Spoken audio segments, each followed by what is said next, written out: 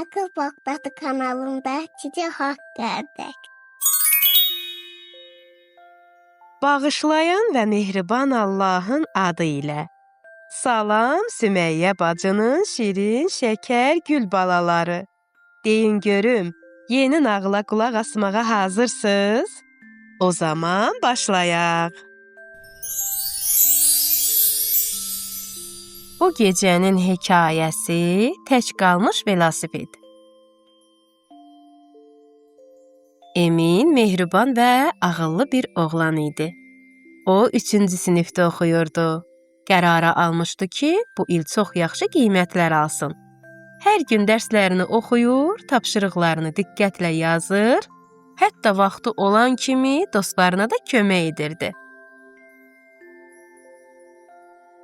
Məktəbdə nümunəvi şagird adına layiq olanda atası ona dedi: "Afərin Emin, sözüm yadındadır. Demişdim yaxşı oxusan, sənə gözəl bir hədiyyə alacam. Hazırsan?" Emin həyəcanla dedi: "Hə." Ata həyətə çıxıb tezdə geri döndü. Əlində par-par parıldayan, mavi rəngli bir velosiped vardı. Qara oturacağı, gümüşü zəngi, gözəl gövdəsi. Emin sevinclə qışqırıb əvvəl atasını, sonra velosipedi qucaqladı. "Çox sağ ol ata, bu mənim üçün ən gözəl hədiyyədir. Söz verirəm ki, ona yaxşı baxacam." O gündən velosiped Eminin ən yaxın dostu oldu.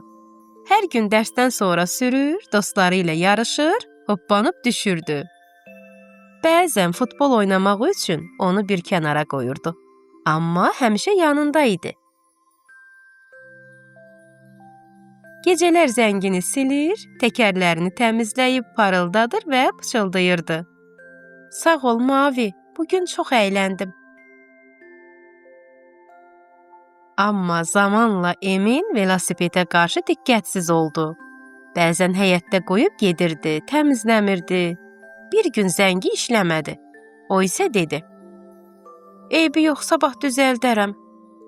Velosiped tozlandı, zənciri qurudu, təkərləri boşaldı. Bir gün Emin dostları ilə uzaqdakı meydançaya getmək istəyəndə velosiped gürültü ilə dayandı.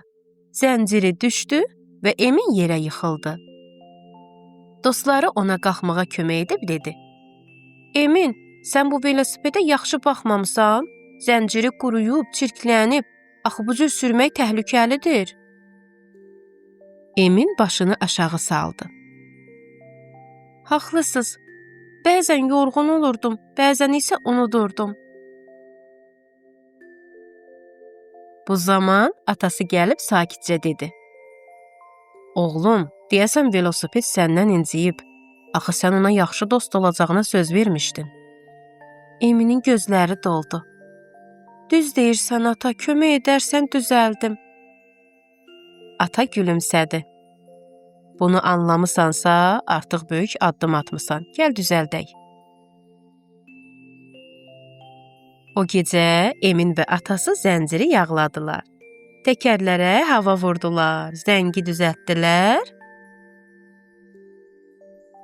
və günəşdən qorunmaq üçün kiçik bir dam da qurdular. Emin onu təmizləyib parıldadıb dedi: "Söz verirəm, bir də səni unutmayacam." Bəli, əziz balalar, əşyalarımız bizə xidmət edir. Əgər biz onlara yaxşı baxmasaq, onlar bizi yarı yolda qoyar. Unutmayaq ki, əşyalar da bir növ bizə əmanətdir. Onlara qayğı ilə yanaşmaq həm tərbiyəli bir davranışdır, həm də bizi israfdan qoruyar. Əziz balalarım, nağılımız barəsində şəkil çəkib bizə göndərməyi unutmayın.